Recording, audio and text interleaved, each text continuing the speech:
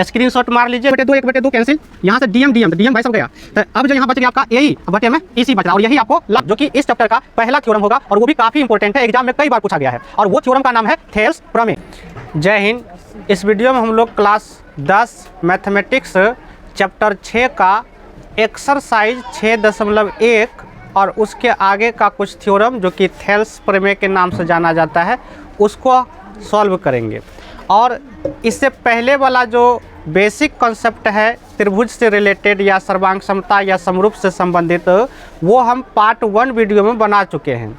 ये त्रिभुज चैप्टर का पार्ट 2 होगा। अगर वो वीडियो नहीं देखे हैं तो इस वीडियो के डिस्क्रिप्शन में उसका लिंक मिल जाएगा, वो वीडियो आप देख सकते हैं। तो चलिए आज जो है इस एक्सरसाइज को सॉल्व करते हैं, और बहुत छोटा एक्सरसाइज है, तुरंत हो जाएगा। अगर इसके पहले वाला वीडियो देख चुके हैं तो तुरंत हो जाएगा, कोई ज़्यादा परेशानी इसमें नहीं है। उसके बाद कुछ थ्योरम को हम ले लेंगे। तो चलिए वीडियो को स्टार्ट करते हैं और समझते हैं एक्सरसाइज 6.1।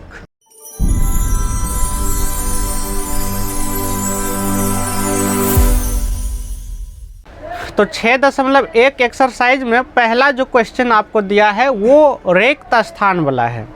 तो क्वेश्चन कह रहे हैं कि रिक्त स्थानों की पूर्ति करें, और रिक्त स्थान जो पूर्ति करना है उसमें भी अच्छा बात आपको ये है कि बगल में आपको ऑप्शन दे दिया है। लेकिन ऐसे ही आप बना सकते, बिना ऑप्शन का भी बना सकते, कोई ज़्यादा परेशानी नहीं है। फिर भी बगल में आपको ऑप्शन दे दिया तो और आसान हो जाएगा। तो देखते हैं रिक्त स्थान का पहला यानी कि 1 का 1 नंबर क्वेश्चन। पहला जो क्वेश्चन आपको कहा है कि सभी वृत्त डैश होते हैं। अब ये चीज़ हम पहले ही बता चुके हैं, सभी वृत्त क्या होते हैं। अगर देखे हैं तो बहुत अच्छा से बोल सकते हैं। तो जितना भी वृत्त होते हैं सब के सब क्या होता है, सब के सब आपका हो जाता है समरूप। तो सभी वृत्त जो है वो समरूप होते हैं। तो इसका आंसर जो आपका हो गया समरूप। दूसरा क्वेश्चन है कि सभी वर्ग डैश होते हैं। अब ये भी हम बता चुके हैं, 3 से 4 पॉइंट हम बताए थे, वही सब आपको यहाँ मिलने वाला है। तो कह रहे कि सभी वर्ग डैश होते हैं, तो यहाँ भी इसका उत्तर वही होगा। जितना भी समरूप वर्ग है सब के सब आपका क्या होता है, समरूप होता है। तो इसका भी उत्तर आपका हो गया समरूप। तीसरा क्वेश्चन आपको कह रहा है कि सभी डैश त्रिभुज समरूप होते हैं। अब इसके बारे में भी हम पहले ही डिस्कस कर चुके हैं पार्ट 1 वीडियो में। तो जितना भी समबाहु त्रिभुज है सब के सब जो है आपका समरूप होता है।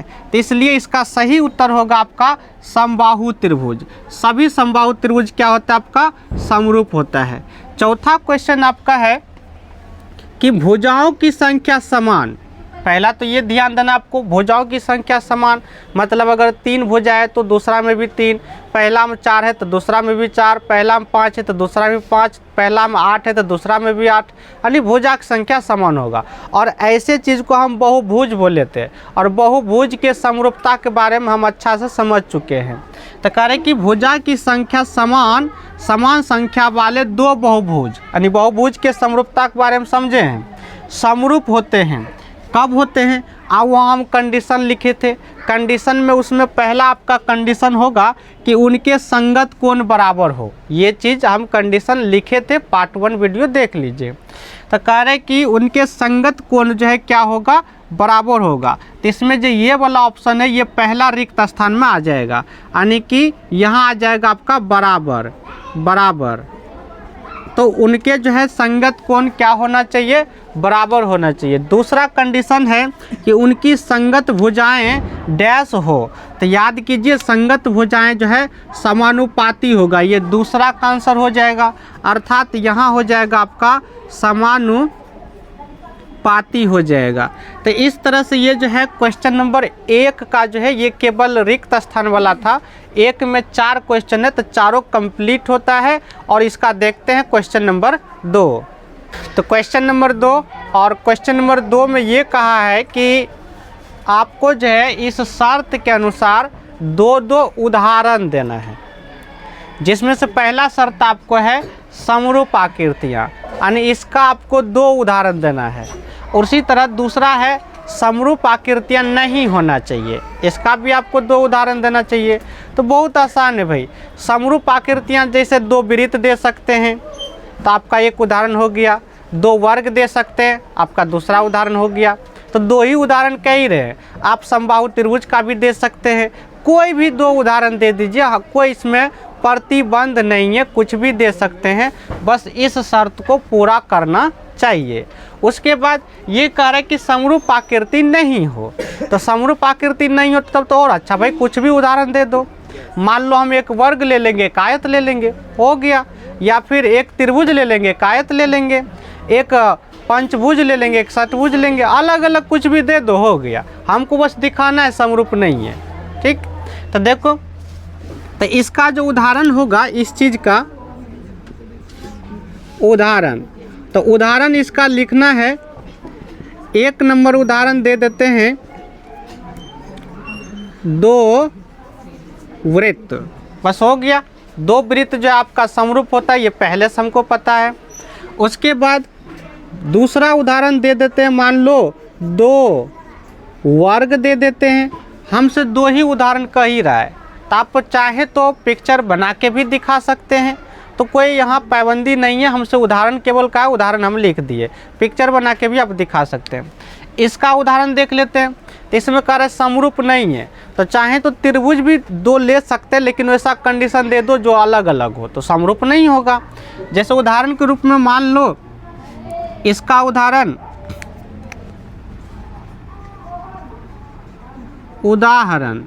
तो इसका उदाहरण की बात करें, पहला तो मान लो एक त्रिभुज ले लिए, एक त्रिभुज, तथा दूसरा ले लेते, मान लेते हैं दूसरा चतुर्भुज ले लेते हैं,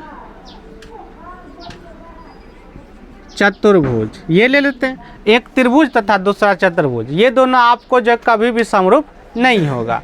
दूसरा उदाहरण मान लो हम ले लेते एक वृत्त तथा दूसरा ले लेते त्रिभुज, वर्ग भी ले सकते हैं। दूसरा, चलो वर्ग ले लेते हैं, दूसरा जो है वर्ग ले लेते हैं, वर्ग, तो हो गया। केवल और केवल हमसे उदाहरण कहा है, जिसमें ज़्यादा कुछ नहीं कहा, जितना क्वेश्चन कहता है उतना ही आपको जवाब देना है। तो ये हो गया आपका दोनों उदाहरण जो है, इसमें दोनों उदाहरण में कोई भी जो है आपका समरूप नहीं है, और इसमें जो हम 2 उदाहरण लिए, 2 वृत्त 2 वर्ग, ये सब के सब समरूप है। तो क्वेश्चन नंबर 2 में बस इतना ही कहा है। अब देख लेते हैं क्वेश्चन नंबर 3।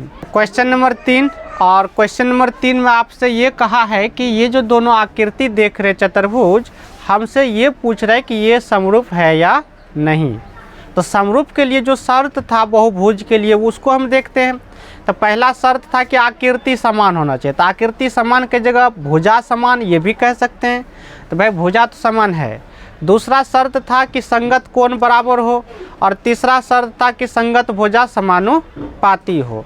तो देखते हैं भाई, आकृति तो समान है, मतलब 4 भुजा, ये तो ठीक है, लेकिन कोण देख लेते और भुजा देख लेते हैं। भुजा अगर देखें तो देखिए 1.5 ये है 3 3 3 3, यानी भुजा जो है आपका ये समानुपाती होने वाला है। चाहे तो आप लिख के भी दिखा सकते हैं, मतलब PQ बटे में AB, और इसका जितना अनुपात होगा, चूँकि 1.5/3 करेंगे तो 1/2 होगा, तो सब 1/2 होगा, तो डायरेक्ट एक के बार हम लिख सकते हैं। PQ और QR बटे हो जाएगा BC, और ये बराबर होगा RS बटे हो जाएगा CD, और ये बराबर होगा SP बटे में DA, और ये सब के सब कितना होगा, तो 1.5 बटे में 3, 1.5 दूना 3, काट देंगे 1 और यहाँ 2, तो हो जाएगा आपका 1:2 यानी कि 1/2। तो भाई भुजा तो समानुपाती हो गया, शर्त लागू है, लेकिन दूसरा शर्त भी तो देखना पड़ेगा, संगत कोण। तो संगत कोण अगर बराबर है तो समरूप होगा, नहीं तो नहीं होगा। तो संगत कोण की अगर बात करें तो देखिए, यहाँ आपका कोई वैसा पाबंदी नहीं लगाया कि ये 90 डिग्री ही होना चाहिए, यहाँ नहीं दिया है ये कोण, लेकिन इसमें देखिए ये सब में ये सिंबल दिया है, और ये सिंबल बताता है 90 डिग्री का। तो कहने का मतलब ये हुआ कि इसका सब कोण जो है आपका 90 डिग्री है, लेकिन इसमें 90 डिग्री नहीं है, अर्थात ये आपका समचतुर्भुज है और ये आपका वर्ग है। तो समचतुर्भुज और वर्ग में कोण बराबर नहीं होगा। तो यहाँ से हम कह सकते हैं कि ये तो बराबर है, लेकिन इसका जो है कोण P, मान लो P ले लेते हैं, कोण P जो है ये बराबर नहीं होगा कोण A का। इसी तरह कोई भी कोण बराबर नहीं होगा, एक को बराबर नहीं हुआ तो बात खत्म है। तो इसलिए हम कह सकते हैं, अतः हम कह सकते हैं कि ये समरूप नहीं है। तो यही हो गया आंसर। तो क्वेश्चन नंबर 3 कंप्लीट हुआ और इसके साथ आपका एक्सरसाइज 6.1 भी कंप्लीट होता है। अब हम देख लेते हैं थ्योरम, जो कि इस चैप्टर का पहला थ्योरम होगा और वो भी काफ़ी इम्पोर्टेंट है, एग्जाम में कई बार पूछा गया है और वो थ्योरम का नाम है थेल्स प्रमेय। तो चलिए स्टार्ट करते हैं थेल्स प्रमेय को। और थेल्स प्रमेय को थ्योरम 6.1 भी कहा जाता है, क्योंकि उसी को थेल्स कहा गया है, तो इसलिए वही है बेसिकली। तो आपको याद रखना है 6.1 का जो थ्योरम है उसी को थेल्स प्रमेय कहा गया। अब थेल्स प्रमेय में क्या है ये बुक में आपको लिखा है, हम यहाँ ऊपर में कोई दे देंगे, वहाँ भी आप देख सकते हैं। हम समझा देते हैं कि कैसे करना है। अगर एग्ज़ाम में आपको पूछा जाता है तो बनाने का तरीका मायने होता है। अब ऐसा नहीं कि आप थेल्स प्रमेय समझ लिए तो बहुत कुछ समझ गए, कोई मायने नहीं रखता है, क्योंकि एग्ज़ाम में जो आपको वो बना के दिखाना पड़ता है कि कैसे होता है। तो विधि देखा जाता है कि आप किस तरीक़ा से बना रहे हैं। तो ये चूँकि प्रूव्ड करने वाला एक तरह से हो गया। तो प्रूव्ड करने वाला जब भी बनाया कीजिए तो पहले लिखिए हल या फिर अंग्रेजी में सॉल्यूशन। उसके बाद जब हल के बाद आप जो है इस फिगर के बारे में लिखिए हल में, और सिद्ध क्या करना है वो लिखिए। उसके बाद पिक्चर बनाना है। अगर रचना कुछ करना है तो पिक्चर के बाद नीचे में लिखिए रचना, आपको क्या करना है रचना में। जब इतना कर लेंगे तब आप लिखिए प्रमाण या फिर प्रूफ। उसके बाद प्रोसेस से आपको उसको सिद्ध कर दीजिए। तो ये इस तरह से तरीका है सिद्ध करने का। तो वही हम किए कि इस प्रमेय को जो है पहले हम लिख लिए लैंग्वेज में थोड़ा सा। पहले प्रमेय क्या है, तो इसमें कहा गया कि कोई भी त्रिभुज हो, यहाँ त्रिभुज का कोई शर्त नहीं है, समबाहु होना चाहिए, समद्विबाहु होना चाहिए, विषमबाहु होना चाहिए, कोई शर्त नहीं है, कोई भी त्रिभुज हो सकता है। तो किसी भी त्रिभुज में एक भुजा के समांतर खींची गई रेखाखंड दो जो भुजा अन्य भुजा बच रहा है उसको कह रहा है एक ही अनुपात में विभाजित करता है या फिर समानुपाती करता है, यही कह रहा है थेल्स प्रमेय। तो उसी को हम लैंग्वेज में लिखे हैं कि माना कि ABC एक त्रिभुज है, ये ABC मान लिए एक त्रिभुज है, और इसमें कहें कि BC के समांतर, यानी कि एक भुजा के समांतर, हम एक भुजा यहाँ BC ले लिए, तो BC के समांतर और ये DE रेखा खींचे, तो ये दोनों आपका जो ये समांतर है थ्योरम के अनुसार, तो इसलिए समांतर हम लिखे हैं। तो BC के समांतर DE खींचे, तो ये जो DE खींचे तो भुजा AB और AC को क्रमशः D और E पर काट रहा है। तो हमको ये सिद्ध करना है कि दोनों समानुपाती होगा, अर्थात AD बटे DB बराबर होगा AE बटे में EC। यही चीज़ हम लिखे हैं। तो देखिए एक बार फिर से पढ़ते हैं। माना कि ABC एक त्रिभुज है जिसमें BC के समांतर DE, यानी BC के समांतर DE एक रेखा खींची गई है जो दो अन्य भुजा, तो इसको अगर छोड़ दिया जाए तो अन्य भुजा आपका AB और AC हो गया। तो जो कह रहे कि दो अन्य भुजाओं को D तथा E पर काटती है, तो इसको D पर काट रही है, इसको E पर काट रही है। तो सिद्ध करना है कि AD बटे DE, यानी AD बटे DE बराबर होना चाहिए AE बटे EC। ये आपको सिद्ध करना है और यही है थेल्स प्रमेय। तो इसको सिद्ध करने के लिए आपको कुछ रचना करना पड़ेगा। तो रचना हम करेंगे, साथ ही साथ इसके अलावा कुछ 9th के थ्योरम को आपको यूज करेंगे यहाँ। अब 9th का थ्योरम अगर याद है तो बहुत आसानी से हो जाएगा। अगर नहीं याद है तो अभी हम समझा देंगे, कोई दिक्कत वाला बात नहीं है। नहीं भी अगर याद है तो 9th का थ्योरम यहाँ यूज होने वाला है। अगर पढ़े हैं थोड़ा बहुत तो ज़रूर याद आ जाएगा क्या है 9th का थ्योरम। जब आएगा तो वो हम बता देंगे। अब पहले रचना देख लेते हैं। तो रचना आपको क्या करना है, इस फिगर के नीचे से लिखना है। तो यहाँ स्पेस नहीं है तो हम इधर लिख रहे हैं रचना। रचना में क्या करेंगे, यहाँ से हम यहाँ लंब डाल देंगे, इस पर लंब डाल देंगे। और उसी तरह ई से जो है इस पर लंब डाल देंगे। तो इसका नाम मान लो हम DM लिख लेते हैं और इधर से EN लिख देते हैं। ये लंब किए। उसके बाद और क्या करना है, B को E से मिला देना है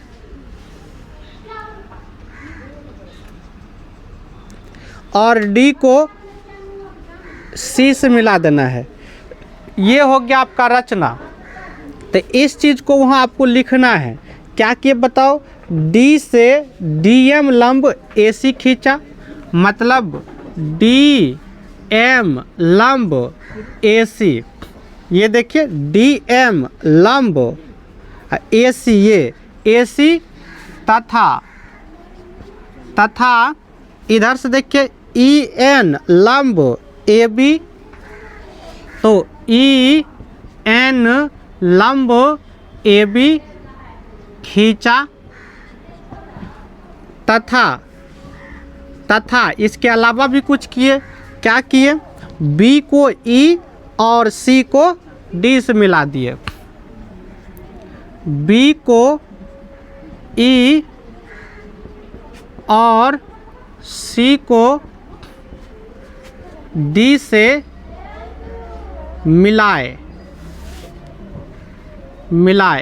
ये प्रोसेस ज़रूर देखिए हम बना कैसे रहे हैं। इसी तरह से आपको एग्ज़ाम में बनाना है, तब जाकर आपको फुल में फुल नंबर मिलेगा, 1 नंबर भी नहीं कटेगा अगर आपका राइटिंग थोड़ा बहुत ठीक है तो देखिए इतना करने के बाद अब यहाँ प्रूफ लिखना है। हिंदी में प्रमाण होता है, यानी कि अब हम सबूत दिखाएंगे कि हाँ ऐसा होता है। तो भाई कैसे होगा, देखिए तो यहाँ जो रचना किए हैं, तो रचना अगर देखा जाए तो इसमें कई त्रिभुज का निर्माण हुआ है और इसमें से हमको जो लाना है मेन उसको देखना है। सिद्ध करने वाला में आप हमेशा ध्यान रखिए कि आपको सिद्ध करना क्या, उस पर ध्यान होना चाहिए। जैसे हमको करना है सिद्ध AD बटे में DB, तो हम किसी भी तरह से AD बटे DB लाने का प्रयास करेंगे। उसी तरह AE बटे EC लाने का प्रयास करेंगे। तो AD आएगा कैसे, यही दिमाग लगाएंगे। तो अगर AD लाना है तो ध्यान से देखिए, AD लाना है तो ये वाला देखिए एक त्रिभुज बन रहा है, ये यानी कि ADE, ये एक त्रिभुज बन रहा है। उसके बाद यहाँ से हम एक लंब डाले हैं, ये तो आपका ये लंब हो गया। तो कोई भी त्रिभुज में अगर लंब पता हो और आधार पता हो तो उसका क्षेत्रफल आसानी से निकाला जा सकता है। तो हम चलेंगे त्रिभुज ADE में चलने वाले हैं। तो देखिए त्रिभुज ADE का क्षेत्रफल, चाहें तो आप इसको संक्षेप में भी एरिया लिख सकते, इस तरह से ऐसे भी लिखा जाता है, ऐसे भी लिख सकते हैं। तो देखिए तो ADE का क्षेत्रफल, अब AD का क्षेत्रफल निकालेंगे तो त्रिभुज का क्षेत्रफल क्या होता है, 1/2 गुना आधार गुना ऊंचाई, ये फॉर्मूला होता है। नॉर्मल किसी भी त्रिभुज का आपका ये फॉर्मूला होता है। अगर आधार ऊंचाई पता हो तो कोई भी त्रिभुज का आप क्षेत्रफल निकाल सकते हैं। तो इसमें अगर देखें तो 1/2 आधार, अब ध्यान देना आपको, यहाँ ADE की बात कर रहे हैं तो इसमें हम आधार यूज करेंगे AD। क्यों, क्योंकि हमको AD लाना है और जो आधार लेते हैं उसी का संगत ऊंचाई लेते हैं। अगर मान लो हम ये एक त्रिभुज बना रहे हैं ए डी, ये डी है और ये ई है, तो अगर हम ए डी आधार ले रहे हैं तो इसी पर का लंब होना चाहिए, उसको हम ऊंचाई कहेंगे।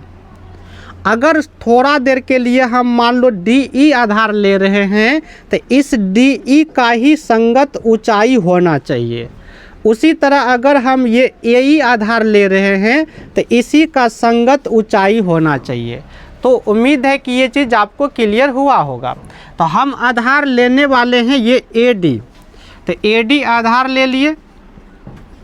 अब ए डी का संगत ऊंचाई देख लीजिए, तो ए डी का संगत ऊंचाई आपका देखिए इस आधार पर ऊंचाई आपका ये है, तो ऊंचाई हो गया आपका ई एन। यहाँ से भी समझ सकते हैं, यहाँ से भी ये वाला ऊंचाई है आपका ई एन। तो अगर आधार हम ए डी ले रहे हैं तो ऊंचाई हम लेंगे ई एन, चूँकि ये लंब है ई एन। तो ये हो गया आपका त्रिभुज ए डी ई का क्षेत्रफल। फिर उसके बाद यहाँ देखिए ए डी बटे लाना है डी बी। अब डी बी कैसा आएगा, तो डी बी लाने के लिए यहाँ देखिए डी बी, तो डी बी लाने के लिए हम ये वाला त्रिभुज में चलेंगे। ध्यान से देखना आपको, ये वाला त्रिभुज यानी कि डी बी ई में चलेंगे इस त्रिभुज में। तो देखिए फिर हम लिखते हैं त्रिभुज डी बी ई का क्षेत्रफल, डी बी ई का क्षेत्रफल। अब हम दोबारा ये फॉर्मूला नहीं लिखेंगे, डायरेक्ट लिखते हैं। लेकिन आपको ये त्रिभुज समझना पड़ेगा कि इसमें ऊंचाई कौन होगा। तो हम फिगर फिर से बना रहे, समझिए। तो ये वाला है इस तरह से है और ये वाला भुजा जो है आपका ये आगे बढ़ा हुआ है इस तरह से, और यहाँ ए है, ये आपका डी है और ये आपका बी है और यहाँ आपका ई है। उसके बाद जो है यहाँ देखिए ई से लंब डाले हैं हम, तो ई से लंब डाले हैं तो लंब ये वाला हुआ, लंब ये डाले हैं। तो यही फिगर है, यहाँ वाला फिगर हम दोबारा बनाए हैं ताकि समझ में अच्छा सा आए। आधार हम ले रहे हैं ये डी बी, तो जब आधार ले रहे हैं तो अभी हम तुरंत बोले हैं कि जो आधार लेना है उसी का संगत ऊंचाई होना चाहिए। तो अगर हम ये डी बी आधार ले रहे हैं तो इसका संगत ऊंचाई, अब बोलेगा ये ऊंचाई तो भाई त्रिभुज के बाहर है, तो ये कैसे ले लेंगे। तो ऊंचाई जब भी लिया जाता है बिल्कुल लंबवत लेना है। एक और फिगर बना रहे, समझना है। अगर हम ये त्रिभुज बना दें इस तरह से, ये त्रिभुज आपका, और ये मान लेते ये ज़मीन है यानी पृथ्वी का सतह है, मान लेते ये, ठीक है। अगर आपसे हम पूछें कि बताओ इस त्रिभुज का इस आधार के अंतर्गत ऊंचाई कितना होगा, तो आप ये ऊंचाई नहीं बताइएगा, ये गलत होगा। ऊंचाई का मतलब शीर्ष से नीचे लंब डालिए, कितना ऊंचा होगा। अगर हम बिल्कुल सीधा खड़ा हैं तो मेरा ऊंचाई ये है, अगर हम तिरछा ऐसे हो जाएं तो मेरा ऊंचाई यहाँ से सीधा नीचे लेंगे, ना कि हम अपना लंबाई लेंगे, तो मेरा लंबाई हो जाएगा। ऊंचाई जब भी लिया जाता है शीर्ष से सीधा नीचे डालिए। तो इसका शीर्ष ये है, तो यहाँ से बिल्कुल नीचे डलेगा तो ये बनेगा ऊंचाई। सेम सिचुएशन अभी यहाँ बन रहा है आपका, ये आपका आधार ज़रूर है लेकिन इसमें ये ऊंचाई नहीं हो सकता है। इसका लंब हम डाले हैं ये, तो ऊंचाई ये बनेगा। जस्ट ऐसा फिगर है, इसी को अगर हम मान ले थोड़ा देर के लिए तो ये आपका n है, ये आपका e है, तो e n हो गया। उसके बाद यह d है और ये b है। अब यहाँ से भी समझ सकते हैं, इसी फिगर को हम फिर से बना दिए। तो आधार अगर हम db ले रहे हैं तो इसका संगत ऊंचाई आपका ये बनेगा। तो इसलिए 1/2 गुना db गुना हो जाएगा en, तो संगत ऊंचाई। तो ये समझ में आ गया होगा कि हम क्या कहना चाह रहे हैं। तो 1/2 गुना आधार हो गया आपका db और संगत ऊंचाई हो गया आपका यही EN। अगर ये समझ गए तो आगे जो यूज करेंगे उसमें ज़्यादा परेशानी नहीं होगा, क्योंकि इसका फिर एक बार यूज करेंगे हम। अब ध्यान से देखिए, हम बार बार कह रहे हैं कि भाई आपको जो सिद्ध करना है उस पर ज़रूर ध्यान रखना है। सिद्ध करना AD/DB। अब ध्यान से देखिए, AD है और यहाँ DB है, AD/DB आपको लाना है बटे में। तो बटे में कैसा आएगा, इसका मतलब ये वाला क्षेत्रफल अब बटे कर देंगे ये वाला क्षेत्रफल, तो ऊपर नीचे आ जाएगा। तो यही तो हमको लाना है। तो अब हम क्या करेंगे कि त्रिभुज ADE का क्षेत्रफल बटे कर देंगे त्रिभुज DBE का क्षेत्रफल बराबर, इसका क्षेत्रफल ये है आपका 1/2 गुना AD गुना EN बटे, और इसका क्षेत्रफल ये है 1/2 गुना AD नहीं DB गुना में EN। अब जब बटे हम किए हैं तो जो कटेगा उसको काट देते हैं। तो यहाँ से आपका 1/2 कट गया, EN कट गया। तो आप देख सकते हैं हम जो चाह रहे हैं वो आ चुका है। हम चाह रहे हैं AD/DB आए। तो यहाँ से देखिए AD/DB आ चुका है।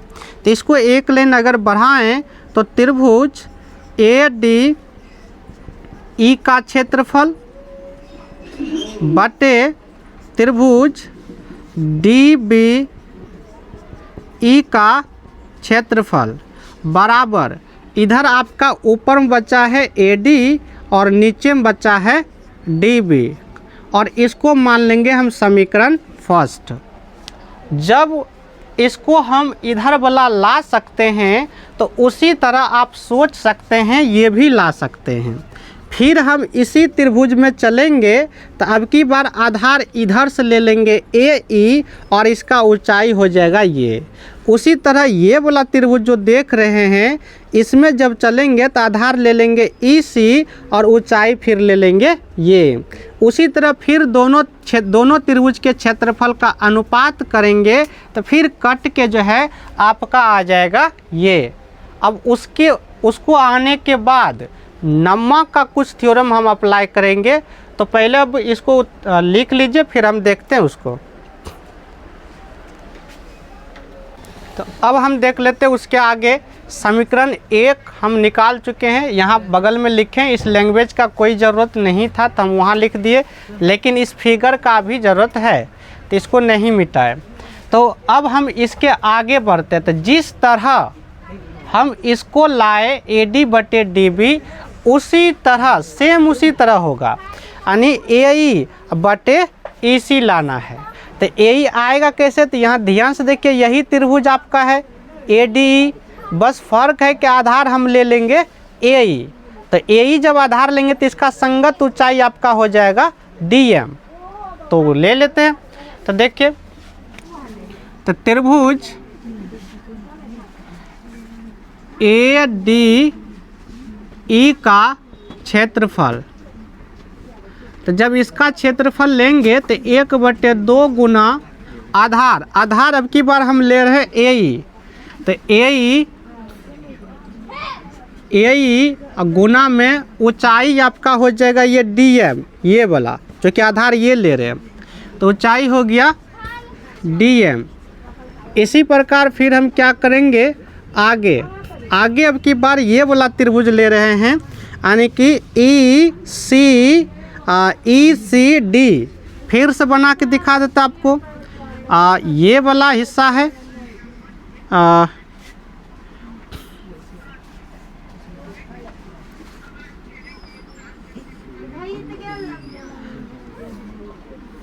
यहाँ आपका D, E, यहाँ है C, और लंब जो डाले हैं यहाँ से डाले हैं। ये वाला लंब है आपका M और ये ऊपर में आपका है A। तो इस चीज़ को दोबारा हम बना लिए हैं। तो आप देखिए फिर उसी तरह कि ऊंचाई आपको कौन लेना है। तो ई सी डी का क्षेत्रफल निकाल रहे हैं।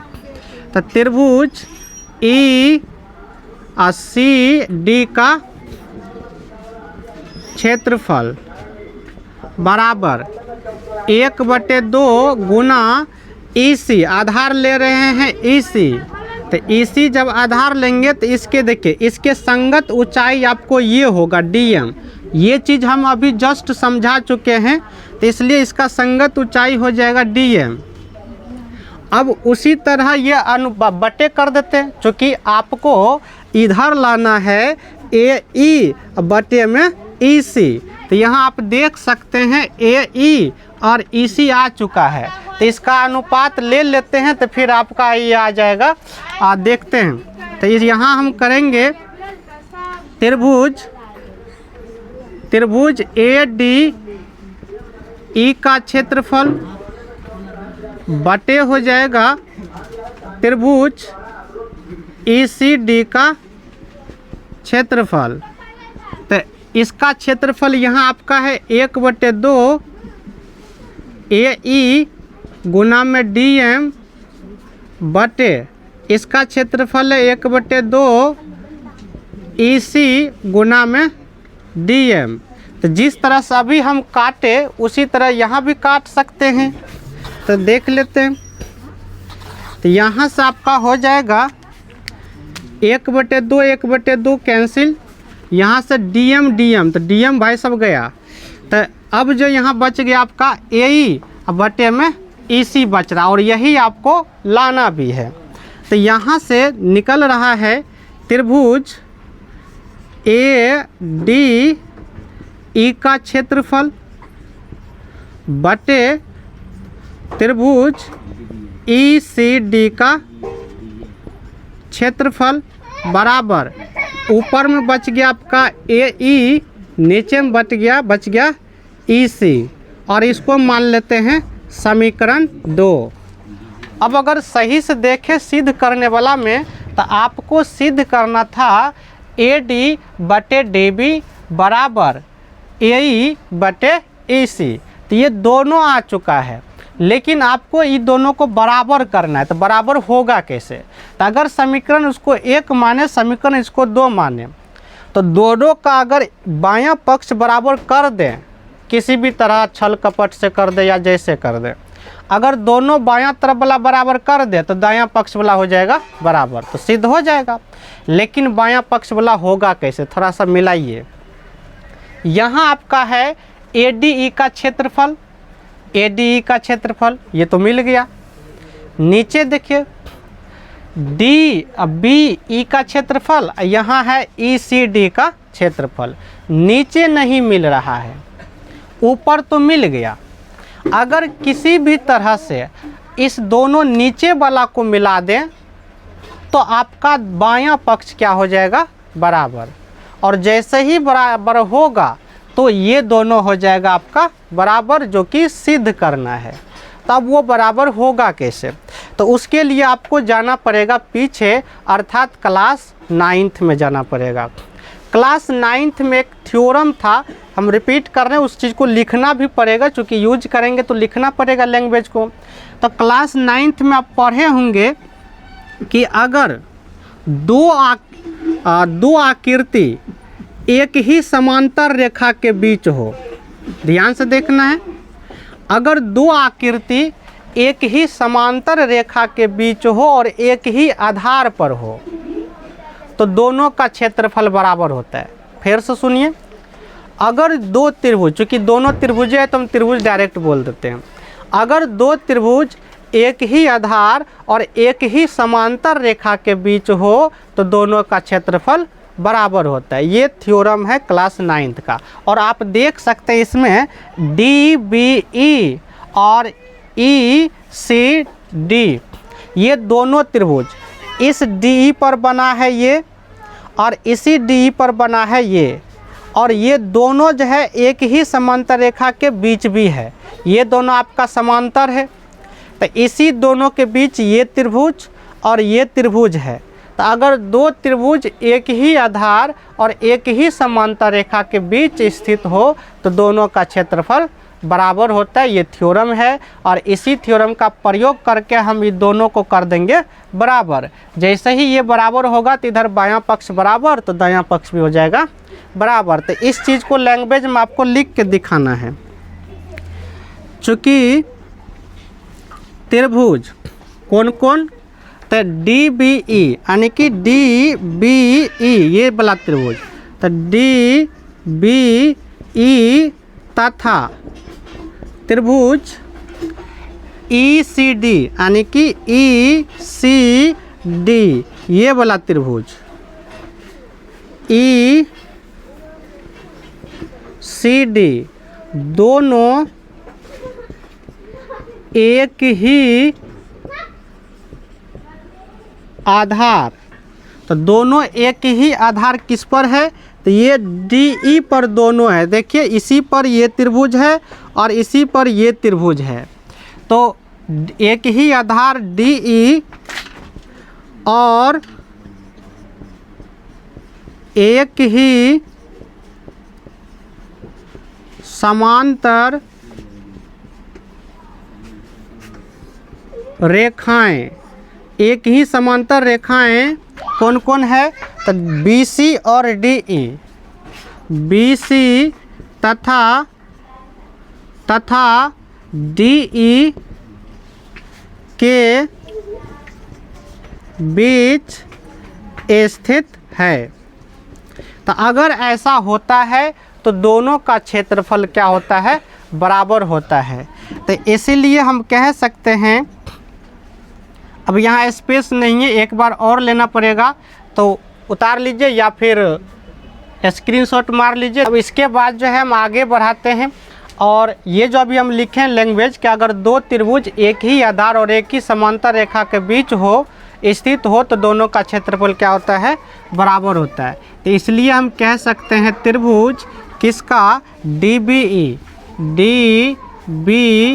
ई का क्षेत्रफल और बराबर हो जाएगा त्रिभुज ई सी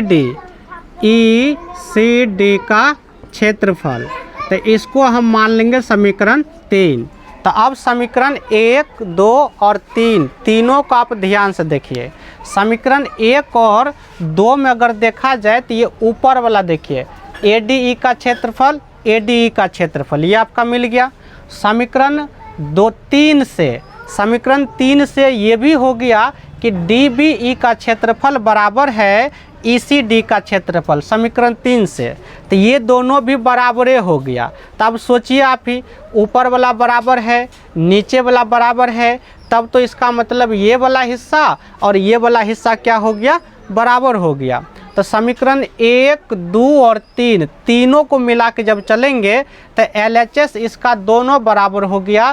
तो इसलिए ये दोनों का RHS क्या होगा, बराबर हो जाएगा। तो यहाँ से हम लिखेंगे समीकरण 1, 2 तथा 3 से जो है आपका प्रूव्ड हो गया AD बटे DB बराबर AE बटे EC, और यही आपको करना था प्रूव्ड, यानी सिद्ध हुआ या प्रूव्ड लिख सकते हैं। तो इस तरह से थेल्स प्रमेय आपका कंप्लीट होता है। और इसके बाद जो आपके आगे जो है 6.2 थेल्स प्रमेय का वो विलोम है, तो उस थ्योरम को हम इसके नेक्स्ट वाला वीडियो में देख लेंगे, नहीं तो ये वीडियो बहुत लंबा हो जाएगा। तो इस वीडियो को हम इतना ही रखेंगे, तो मिलेंगे इसके नेक्स्ट वीडियो में थ्योरम 6.2 के साथ। तब तक के लिए जय हिंद।